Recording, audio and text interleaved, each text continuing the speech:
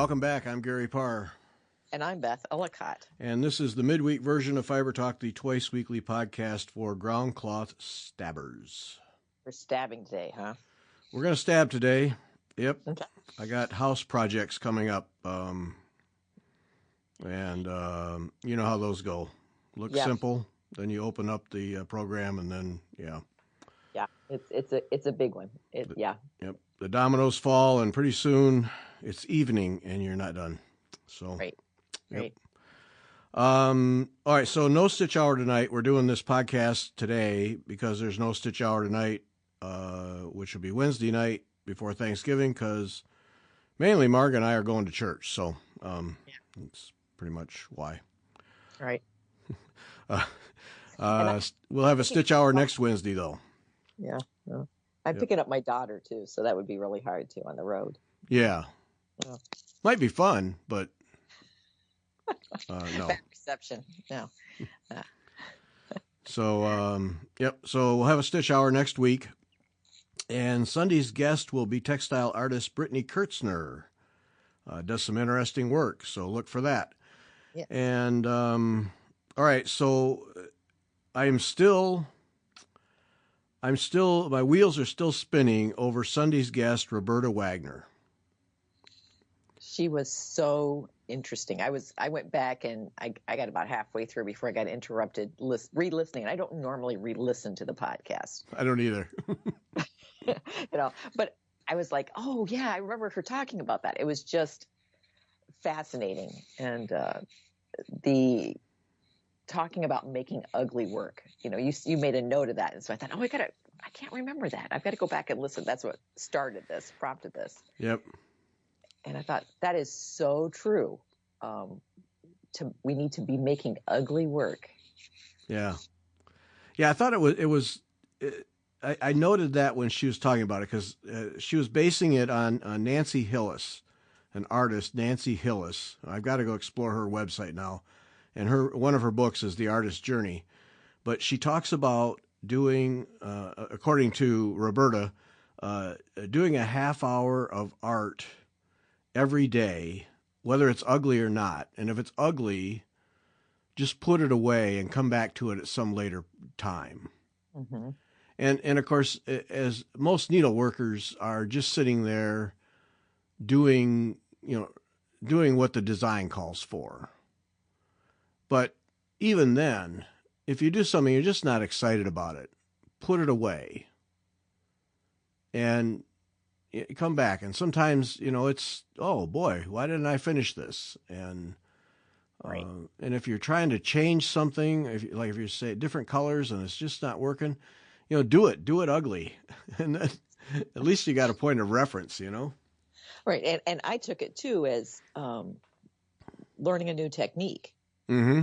It's not going to be pretty the first time out.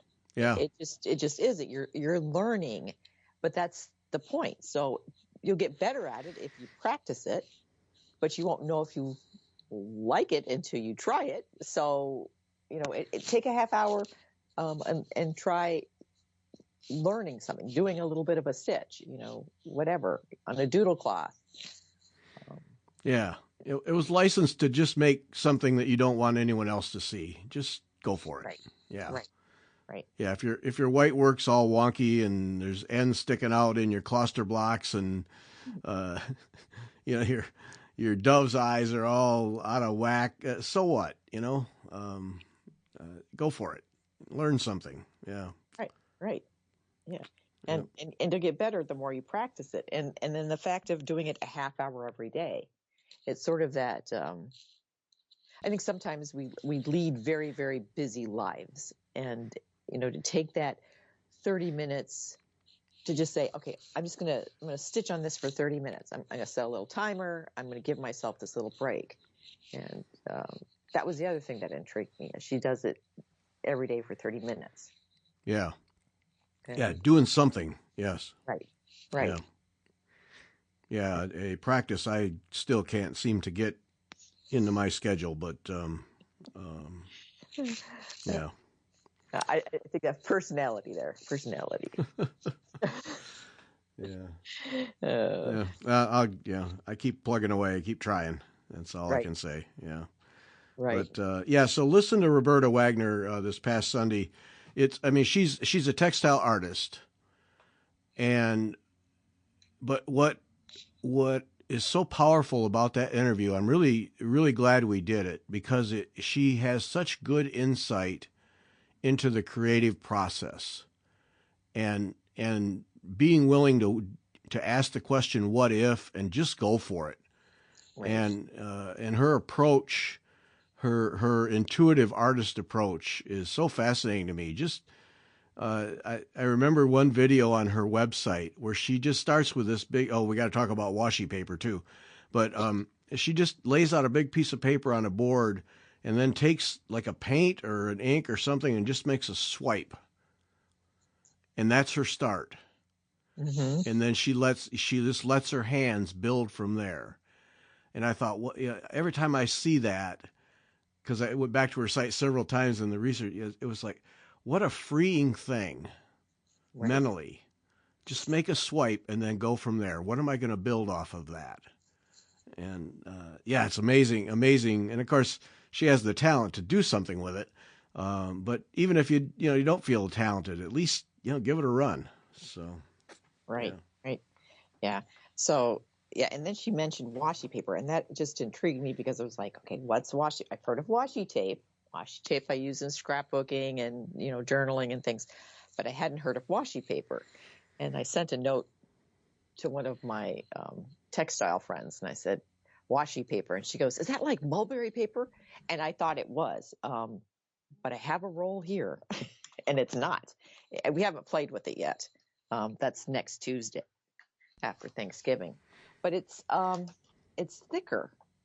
It's got it feels kind of like mulberry paper, but that's not got the fibers in it that you see in mulberry paper. For those of you who've ever played with that, but Okay, so all right, so dumb guy questions here. First, she gave us a company in Toronto, I believe it was. Is that yeah, where you ordered it?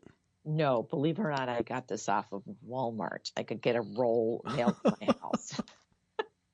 I know, I was surprised. Well, and the problem was the Toronto was, shipping.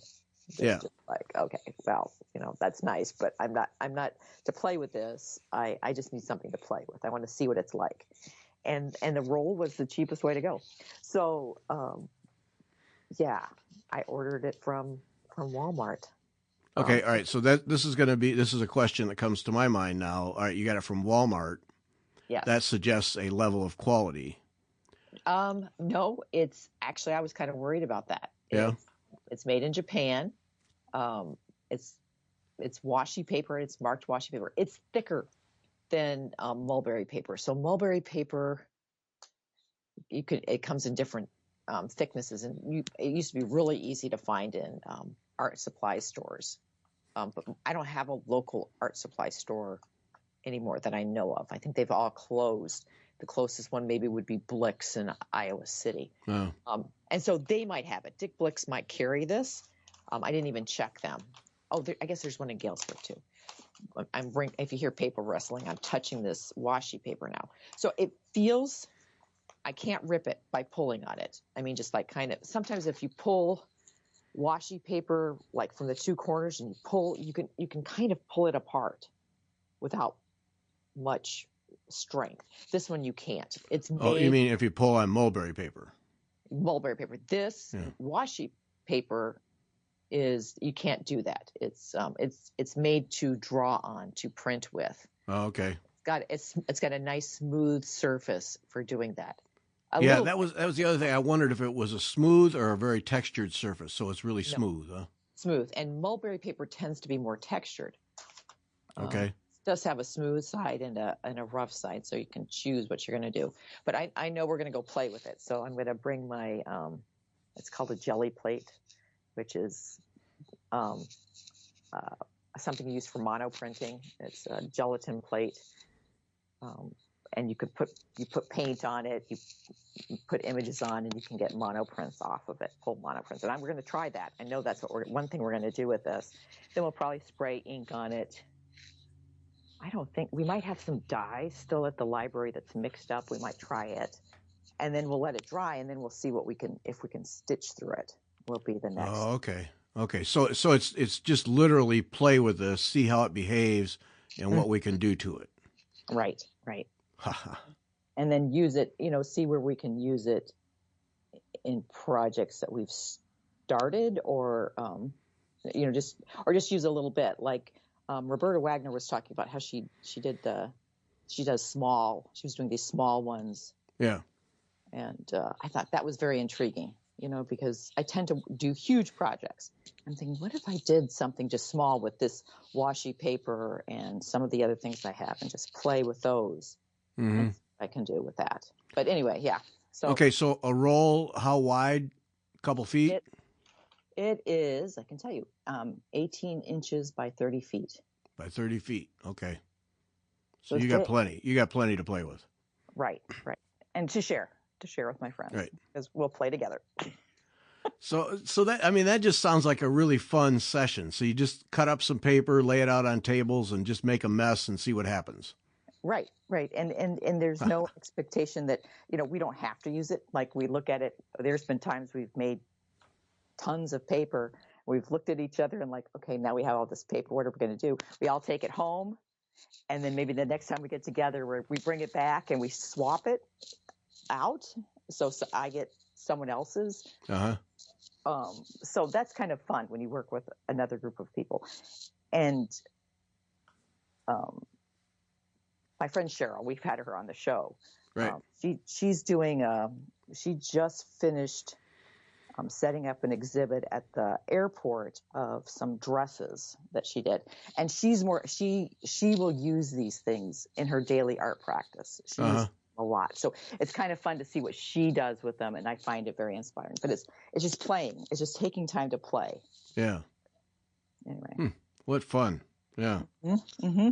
All right. Well, we'll look forward to how it works out. Yeah. Yeah. So this mystery paper, you were able to get a roll at Walmart. Who would have thought? Who would have guessed? And I think if it's something that we like using, I'm more curious to see how it stitches. What the stitches will do. Yeah. Then we might say, okay, let's look at investing at different quality of this paper, right? Because this is probably a lower end. It's not going to be as nice as what maybe Roberta used, but it's a good starting point. Yeah.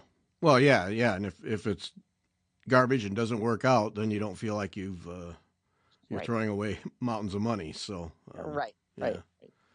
Very cool. Yeah. All right. Oh, maybe we need to have a tour of the airport exhibit. Ooh. Think about that. All right. I'll put that out there. Mm-hmm. Okay. Mm-hmm. Yep. Mm-hmm. On the Sassy Jacks Facebook page, somebody posted that they were interested in trying some gold work. Mm-hmm. And so I responded. Kim responded that she had just looked into it and really didn't have anybody. So I responded and said that Natalie Dupuis and Clara Warschauer were the two that I would go to for gold work. And there are others. I mean, we've had several on. There are others, but those two currently, just came to mind quickly. But then it was a couple of days later, I realized that also, if you're going to start gold work, you almost should have a reference book. Yes. And then that reminded me of Allison Cole's Goldwork Masterclass book. Yes. And yeah. Yeah. We in fact, when I started doing Clara's classes, I really did not have a gold work book, and and then she sends you with all the she sent extras, and right. I'm looking at these things and I'm thinking, okay, what do I do with this thing? So any of those books, you look at the back and it says like gold plate, and it shows you examples of how to use them. So yeah, reference book is invaluable. Yeah. And the Allison Cole one, the title is the Goldwork Masterclass. And that's a bit deceiving because you think, oh, this is all advanced stuff. It's not. She takes you right from most basic techniques all the way through to advanced stuff and shows you how to do it and explains. It's an excellent book. And then I was thinking, well, all right, other goldwork people we've talked to, and then Tracy Franklin came up, and her book, New Ideas in Goldwork, is another good one to have. And that one also talks about the basics, the materials, how to couch, and those kinds of things. So that's really useful. And then if you go to the Fiber Talk website, Natalie Dupuy we've had more than one discussion with her, and there are, I don't know, 3 or 4 other goldwork people, Allison Cole being one of them, we've talked to. And then Natalie did a Wednesday night show with us, a live session. So you would go to the YouTube channel and look in the live section for Natalie, and she did some basic demonstration for us. Mm-hmm. And so that might be helpful. But yeah, there's lots of resources, but I think a good book is essential if you're going to start trying that, just because you never know on a Sunday night when you're working and you hit a problem. If you have a good book to turn to, it's really handy. So, right. And then the other one I would recommend is even the Kay Stannis has a really good book, and she has classes. Like if you're looking for classes too, EGA offers goldwork classes, a whole series.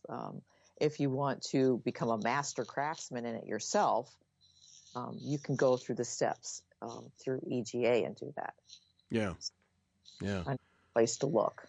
And Kay Stannis, her last name is Stanis, if you want to look her up. Yeah. Yes.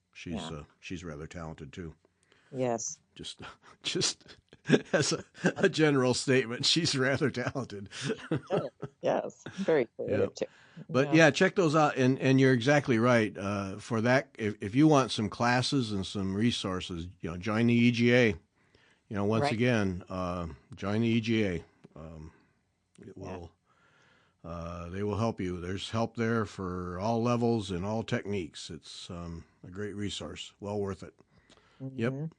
So so that just came up, and then I was riding my bike when these things come to my mind, and I thought, oh, people need to know about a good book. So Allison Cole, Stannis, Tracy Franklin, there are others. I mean, there are plenty of them, but those 2 I happen to own, so I could actually look at them and see if they were useful. So anyway, that's good. And what Cindy and I have signed up for Claire's Goldfish class. I got my materials the other day. Yeah. See, and so far I am resisting. I do know someone else who, after you all mentioned it, has signed up for the goldwork koi class. So who is that? Mary. Oh, really? Yes. Oh, I didn't know that. Okay. Yeah. And she's like, "You're not doing it," and I'm like, "No, I must say no to something." Beth is holding out on this one. Mm-hmm. Okay. Yeah, but okay, wait. Let me rephrase that. So, Clara is showing on her Instagram page that she's bagging, supplies, and I was like, "Ooh, that looks like fun." And she goes, "Well, you might be very interested in this one." I'm like, "Oh no." So I might be glad I resisted the koi class, and I might be signing up for a different one. Okay. All right. Yeah, I was watching an Instagram, a Claire Warschauer Instagram, where she's just playing with goldwork threads as she's getting them ready for packaging and stuff. And it seems like a fun day to me. Just lay out a whole bunch of goldwork threads and then cut them up and just, mm-hmm. Nice mindless work with some pretty threads. Yeah. Good stuff. All right. Jamie from California wrote to us. This is interesting. All right. So Jamie from California wrote, said some very kind words about Fiber Talk, how much she enjoys us and listens all the time and the stitch hours. And so we appreciate that. But she's a needle pointer and would like to try some cross stitch. Okay, so you think, well, go for it. But then her next statement was that there's so much information that it's almost overwhelming. Can we help? And that, that stopped me right in my tracks. And you could start, you start to think, yeah, I could see where that's overwhelming. Where do I jump in? Mm-hmm. And so that becomes then a legit question. And this is an experienced needleworker. But where do you dive in? And I thought, okay, all right, that's worth talking about. so you start to think, all right, well, if you had somebody who'd never stitched before, you would go through the basics, but you don't need to really do that with her, because she certainly knows how to do start a thread, end a thread, needle, thread a needle, that kind of basic stuff. Right. But my question was, is she a needle pointer who does painted canvases and does them mainly with basket weave? Because then I think the issue might be reading the chart. Does she do stitches does she know how to read a chart? Yeah. Because people find that confusing. I was trying to teach someone who does cross stitch how to start a needlepoint pattern. Mm-hmm. And I figured, that this is, she knows how to read a chart. This should be easy. Well, not exactly. So there is some translation between the two that kind of messes with, it's hard for people to move from one to the other, I have discovered. Yeah, see, and that's interesting now for those of us who do multiple techniques, we don't think about it. Mm-hmm. But if you've never done cross stitch, in this case, what is over 1 and over 2? Right. What does that mean? Because if you look at a chart and you see a stitch, well, it's not always clear that you're supposed to do it over 2 threads or over 1 thread. Right. And, the default is over 2, but then if it says do this section over 1, well, what does that mean? Right. Yeah. Right. And then, how many threads do you use for and it depends is of course is the answer, right? But I hate that answer. I know. And do you use 1 thread or you use 2 or do you use 3? And again, I think it's a matter of personal preference, but there are guidelines for those things, Yeah. But I can imagine it is very overwhelming. Yeah. All right. Well, so let's help Jamie out here. Let's start with the ground cloth. Mm-hmm. Okay. Experience. Now, if it was someone who had never done cross stitch, never done needlework at all, we would suggest for cross stitch, I think we would, at least I would suggest, and I think you would agree, that they start with an Aida cloth. Correct.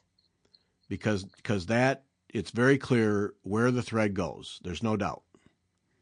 Mm-hmm. For every square, there's 4 holes, and your cross has to go in. You have to fill up the 4 holes, basically.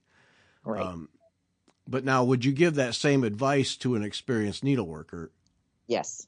Okay. And the reason is, think of what they're using for their ground.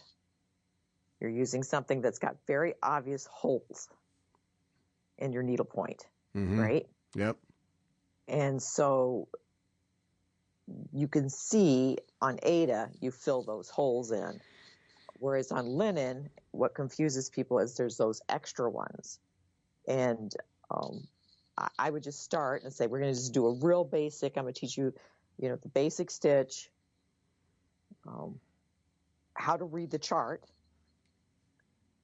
And this is going to be, it's just a practice piece. And then if they are comfortable with it, move them to a linen.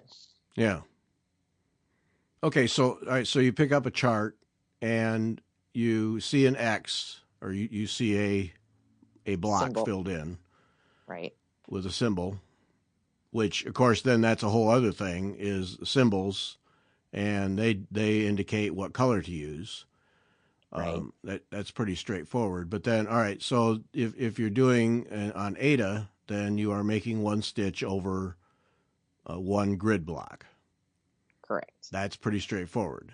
If you're going to do Right. linen, then it's over 2 threads. So there's a hole in the middle of each Right. X. Right? Correct. Right. Yeah. Correct. And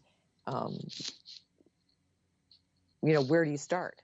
That's the other question. How do you start where do you start on a chart? Right. Yeah. And see, and that's when you can see now when she says that the information is so overwhelming, right? Because everybody has their opinion. For me, it's upper left always, unless the designer says start in the middle or start somewhere else for design reasons, and then I follow their instructions because every time I haven't, I've paid the price. But otherwise, it's top left. Other people always start dead center. Right. All right, well, what's top left? Right. So, and again, I normally start in the top left, except if I'm teaching somebody, then we find the middle, and I show, and I try to, generally it's a heart. We've taught a cross stitch heart to people several times because it's an easy. We have 2 colors on it. It's the center color and then like an outline color. And so it has 2 color symbols, but it's a big block of color. And we teach them to go, how to start with a knot, a waist knot, start in the center, count over however many stitches to get to the one edge, and then start doing your cross stitches. Because if they have to count down from an edge to get to that first lump on that heart, they get very frustrated if it's off. Yeah. But if I start in the center, I know I've given them a big enough piece of cloth that it's going to fit in there, and then, it'll work. Yeah. Because nothing is worse than starting something and realizing you do not have enough fabric. Yes. Yeah, and for Jamie, the amount of fabric is the same as you would do for needlepoint. Your design size, and then 2 or 3 inches on each side. I prefer 3, 2 or 3 inches on each side, so that you have excess ground cloth for the framer or for the finisher, whatever you're going to be doing. But right. So and the stitches are always given on the chart. X number of stitches across, across and down, and then that it depends on what the count is for your ground cloth, what the thread count is. If it's 14 or 16 or 18 or 22 threads per inch or stitches per inch, then that dictates how big it's actually going to be. But usually the charts explain all that. It's usually on the back somewhere. Right. Right. Yeah. Right. And I think if I was no matter if they were an experienced needle pointer or doing embroidery, I would always start with something that's very, very simple, and either one color or 2 colors, just to get the idea. Yeah. You don't and small, something you can either finish, or if you don't finish, you don't care. Right. Right. Okay, learn the basics. I know how to do this. I'm going to go get the project I really want to do. Right. Yeah. Well, and I would, exactly. And don't pay for a chart. If you want to test, don't pay for a chart. Most designers offer free charts, and my go-to would be Avalia Folk Embroidery. Krista West there's probably, I don't know, 12, 15 free charts on her website. And what's nice about hers is a lot of them are repetitive patterns. So you don't have to work real hard to figure out how it goes, and you can see if you enjoy cross stitch. But yeah, don't pay for a chart. Just get one of these free ones and test it to see if you enjoy the technique. And then if you do, then you start to look at, all right, I'm going to buy this chart because that's really what I want to do. But at least try it first. Yeah, and now Krista at avaliafolkembroidery.com, she has them, and they all say that they're $1. And that has to be because of the shopping cart thing. You can't put in a $0 thing.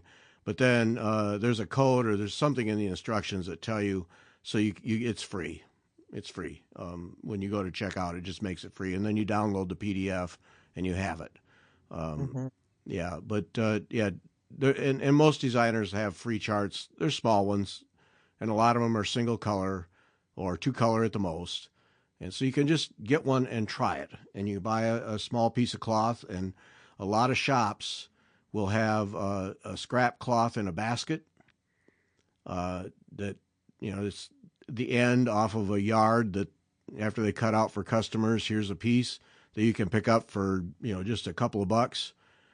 Grab a couple of those and use those. So you're not investing a ton of money in a technique you don't even know if you'll like. Right.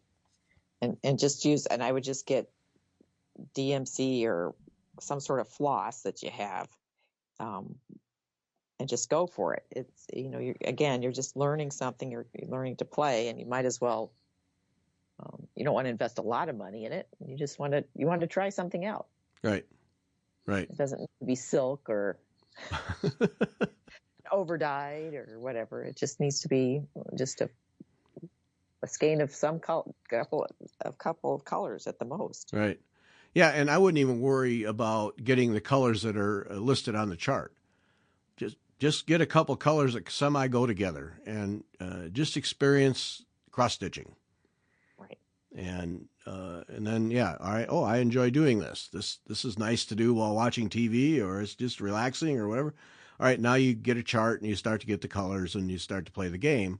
But nothing worse than laying out $50 and go, oh geez, I don't care if I ever do this again.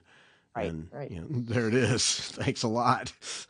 Yeah. The other thing I would suggest too is I don't know where Jamie lives in California, but I know Be Stitch Me has one day, a Saturday, where she opens up for a stitching group, and they're cross stitchers mainly. So that would be something I would inquire about. See if a local shop has a stitching day where you could go and say, I really want to learn how to do cross stitch.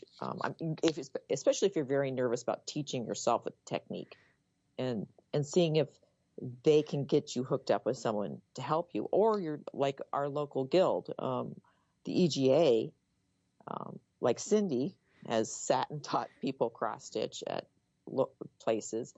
We would help people at our guild if they came in and said, hey, I want to know how to do this.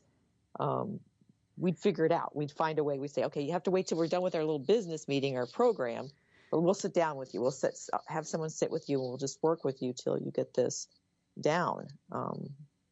Because we want people to learn. It's our passion, right. To teach needlework. But yeah, for a small investment, you get a lot of hours of fun out of it. Yeah. And then we mentioned about the number of strands of thread, and that's a thing. As a needle pointer, she's probably worked with Karen collections where you pull out strands. There's X number of strands of thread, and you don't use the whole thing because it's a big thick rope. DMC floss, you strand too. You pull out the strands. And then depending on the thread count of your ground cloth, you might use one if it's a very high thread count, or two or three. And yeah, like you mentioned, it depends. Well, a lot of times you can just test. It'll say on the chart, but test to see if it covers. Does one strand cover in an X cover your ground cloth the way you like it? If not, then go to two strands. And if not, then go to three, but usually one or two, and see, because everybody likes it different. Sometimes people like it very full and bulky, and other times people like a little ground cloth to show through. It just depends. So that's the playing around part. Right, and then it also depends on your own personal tension. Again, if you've a lot of needlepoint, you're doing certain stitches, it'll say 3 or 4 strands. Well, because it depends on how you lay them, how you work the stitch. So if you have really tight tension, then you might need to use 3 strands versus like me, if I'm a little looser and I can get it to lay correctly, I can do just 2. So again, that it depends on your tension. I found too. Right. So if you're, you just need to be watching that. It's the same as needlepoint. Tension makes a difference. Yep. Yeah, and it's not unusual for needle pointers to use fairly good tension. So you might find you need to ease up on the bow planes there. Right. You don't want to be making, because if you pull linen, you'll have pulled work and right. instead of cross stitch. You'll have little holes. Yeah, you'll quickly discover that it's pretty easy to collapse the linen threads right on top of each other Right. if you use standard needlepoint tension. But yeah, that's something that I know for me, if I do needlepoint for an extended period of time and then go to do cross stitch on linen, I have to be really conscious of the tension because I want to pull it tight, and no, no.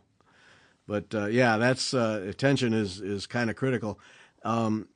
Then the other thing was whether to make full X's or half X's, because different people do it differently.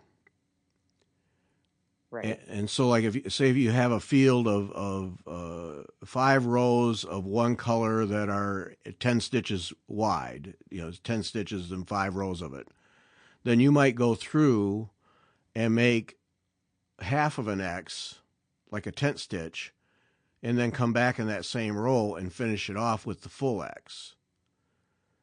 Some people are taught that way, and some people prefer that. Other people will make a full X with each stitch as they go across. And Right.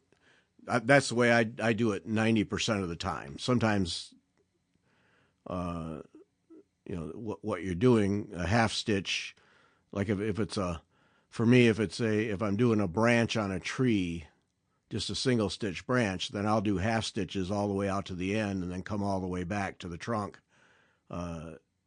with the other stitch. So I'm back at the base with my thread rather than hanging out there at the end of the branch. But in general, I make a full X every time. Yeah. See, and I don't. I like going back and forth. Okay. I know it makes a difference on how it looks, but every time I try to just do an X, I find myself going back to doing rows of them. Interesting. I think it's, yeah. And there are times when you're trying to get around a motif, I'll do singles, but most of the time I go back and forth like a typewriter. And except if I'm doing something with a variegated thread, and then generally I make each X. Yeah. Just to keep the variegation in. But yeah, you have to, really. Yeah. Right. That's interesting. Okay, because see, I used to do half and come back. And then I just got to the point where I just did the full X's, and works better for me. And that's, you can see now why Jamie, it's overwhelming. Right. Yeah. Right. And it's especially, you get a bunch of different people doing it a bunch of different ways, and you're like, which way's right? Well, there's not like a needlepoint police or a needlework police going to come to your house and saying, well, I'm sorry, you made your X's individually. That's wrong, and we're going to just fine you. Now, if you want to do it in shows, I think it does look better if you do each X individually. It makes them, I think it's easier to get more consistent in your stitching. But I don't know why I can't do it. It's just my brain. I do it for a little while and then I go back to doing typewriter. I'm like, wait. All right. So anyway. That's interesting. Yeah. Yeah. No, Moses did not come down from the mountain with a tablet with the 15 rules of cross stitch. No. You do it the way it works for you. Right. And people may suggest other ways, and you're welcome to try them, but do it your way. Right. And the only real, and use air quotes, the only real rule is the top stitch should be the same direction. Yes. On the whole piece. Now, on needlepoint, Gayon breaks that because, you have to watch her patterns, and that's needlepoint. She'll have her little half tenth, her 10 stitch, and you're like, wait, that's going. I was stitching along, and this is going the other direction in her pattern. She does that to get it to look a certain way. Right. So that's the only reason you do that, is that, and I found an old piece of mine where, I don't know, it was 11, 12, something. And I was like, I looked at it and I was like, oh yeah, look at all those stitches going in different directions. I don't think that made it out of my mom's house. I think I ended up throwing that one away before I brought it back. So yeah, it's like, okay, I don't need to see that one anymore. Yep. Yeah. 99% of the time, the top stitch of the X always goes the same direction, Right. unless there's an artistic reason. And I have thought about that when we were kind of putting this together. Mm-hmm. I think somewhere along the way, I'm going to try changing the direction in a piece just to see what happens visually. Well, where I think it would make a difference is the light will reflect off the thread differently. Right. So it's like, okay, so where would you use that? Well, all right. Let's just take a reproduction sampler. Sorry, Jamie. Tangent. Ignore all this. Just take a motif in a reproduction sampler, a pot or a house. Take a house because it's easy. All right. So here's a big block for the front of the house. What if I do the roof and make the top X go the other direction? Mm-hmm. What does that do visually? Yes, and that's it. It changes the way the light hits the thread. Does that create an interesting visual effect? Right. I think it's worth playing with. Right. Well, that brings me to, I didn't put this on our list, so here's another tangent. Well, we can't talk about it. It's not on the list. Sorry, we're going to talk about it anyway. Jeanette Kirtland by Queenstown Sampler Designs. It's going to be a Sal with Sassy Jack Stitchery. And there's these huge houses at the bottom. And I keep thinking, I signed up for this with these huge houses. What was I thinking? But I'm thinking about that. I was thinking, well, can't I do a different stitch? But you're right. Maybe making the X's in a different direction. Yep. That might really make it interesting. Okay. All right. Take your big house, and every window frame, you make the X go in the other direction. Yeah. Or just the whole window. Yep. The whole window, because then it would look like maybe the light was reflecting from it. Right. Yeah. What happens? Yeah. Okay. Would it bug us though? Well, I don't know. It might. And of course, then the purist will say, "Oh, you changed your X's." Yeah, I did. You're right. I did. Yeah. I did. Mm-hmm. Mm-hmm. Exactly. Good observation. Yep. And I like the way it looks.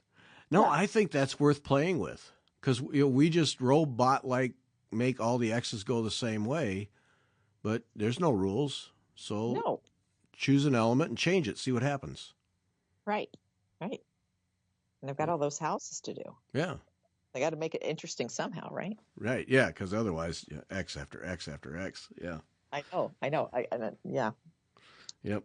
So, all right, back to Jamie. Jamie, ignore that part. Okay. Don't just ignore that part. So, we should sum this up. So, just go get some pieces of Aida cloth, AIDA, at your local needlework store, and there's invariably a basket of them.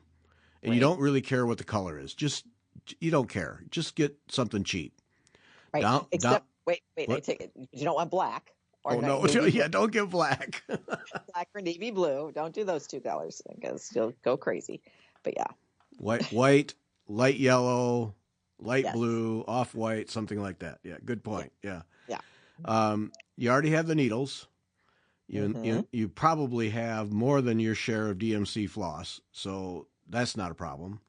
Right. Download Avlia Folk Embroidery is a really good place to have several choices, but you can go to other designers, and they invariably have one or two free charts.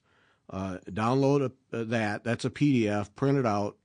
That way you're not spending any money on it to see if you like it. You have the needles. You can do it in hand. You can do it in a hoop. Right. You don't need to go invest a bunch of money. You could you can do it really anyway, but to start out, you can just simply do it in hand. You don't need to have anything to hold the ground cloth, and then just go for it. Right. It's a test. You're seeing if you like it. Just go in a couple inches from the top and the bottom on your piece of cloth and start stitching. See if you like it. And the patterns will emerge, and you just kind of work your way through, and you're certainly not going to frame it or finish it in any way, and see if you like it. And if you do, then all right, now we'll get serious about it. We'll buy the chart I want to do and get the threads and go for it. But yeah. Right. Yeah. It's that 30-minute thing with Roberta Wagner. You're doing that. That's what, you're being creative. You're trying something new. And you might find you really like, because it is, to me, doing cross stitch fills a different need than doing needlepoint. I find it just making the little X's very relaxing if I'm stressed. So yeah. Oh yeah, and another thing is in needlepoint, usually you don't cut your threads. You determine, depending on the stitch, a length of thread, unless you're doing basket weave. Which you could cut all your threads to the same length if you wanted to. But here, with cross stitch, you can generally cut a bunch of threads ahead of time, all the same length, and just go for it. You don't have to. You don't have to say, all right, it's a Jessica stitch. I need 15 feet, and I'm doing a road stitch, so I can just use a foot and a half. You can pre-cut threads to the same length and just go for it from there. Yeah. Makes it nice. All right, that's 20 minutes of what is really a simple thing. Get a piece of cloth, a thread, a needle, and make X's according to how the chart says. And right. Yeah. But if you're new to it, it is overwhelming, and especially with all the information that's out there now, and people doing it one way or another. Yeah. And if you get stuck, find a shop, find your local guild. Yep. And the same start and end techniques you would use in needlepoint, pin stitches, away knots, all those things work in cross stitch too. Right. Yeah. Yeah. You can use the same techniques. You don't have to learn some new starting technique. No. All right, Jamie from California. Hope that helps. If it doesn't, write to us and tell us how we confused you, and then we'll try to unconfuse you. We'll try to confuse you more. No, yeah. But yeah, that really stopped me. That there's so much information. It's overwhelming, and yeah, you can start to see for such a simple stitching technique. Yeah. Right. So. Yeah. All right. Hope we helped, Jamie. All right. Overrated, underrated, or we're going to run out of time. Inspirations Magazine. Underrated. You have not done anything out of one of their magazines yet, have you? No, I have not. I think even though it's just mainly eye candy, you're just looking through, you're reading, their patterns, you can work from their magazine. You can take one of their pieces and stitch it. They're beautiful. But it's not just the projects. So the stitch guides in there are fabulous. The articles are intriguing and interesting. You see so many different techniques. And they're beautifully printed and well made. Yeah. Highly underrated. You need them. I'm with you 100%. That is a magazine that's the way magazines should be done for needleworkers, period. Mm-hmm. Yeah, highly underrated. And I got, for the longest time, I got the digital version. And I would suggest don't bother. Get the print version, because you get the package of charts in the back, designs that you can pull out and cut up and trace over. And the magazine is just so beautifully photographed and printed that, yeah, get the actual magazine. It's absolutely worth it. Just, if nothing else, to sit in your chair at night and just leaf through it and read articles. It is so beautifully done. Right. Yeah. Right. And one of these days we've got to get you to work a project from. I know. Oh, and I know what project I'm going to work too. Which one? Well, it's I knew I'd forget her name. I had it and then I lost it. It's a coral reef thing with a clownfish. Oh, okay. We interviewed her. No, I know exactly the one I'm going to do. Yeah, no, I can put my hands on that issue right now if I want to. Yeah, no, I know. Yeah, but there's stuff in there. It's just so beautifully done and so easy to follow. Everything is all spelled out for you, how to make the stitches, everything. Right. And that, that goes for their books too. I think all their books are highly underrated. They're just top drawer across the board. And I didn't believe you, and I think there's one or two that I did not get. The passions for needlework, and I thought, I don't need these books in my house. Yes, I do. Yeah. Yes, I do. Yeah. And they don't. And sometimes when they run out of a print, you can't get them anymore. Now I should probably start contacting some of the shops and seeing if I can get a copy. Maybe Kim has some. I'll have to contact her. Yeah. But yeah. Yep. So Inspirations Magazine, Inspirations period, highly underrated. Underrated. Yep. Top drawer. Yep. Yes. All right. Now this one is I'm going to be interested in your thought. Needle threaders. I don't use them. I think they're overrated. I knew that.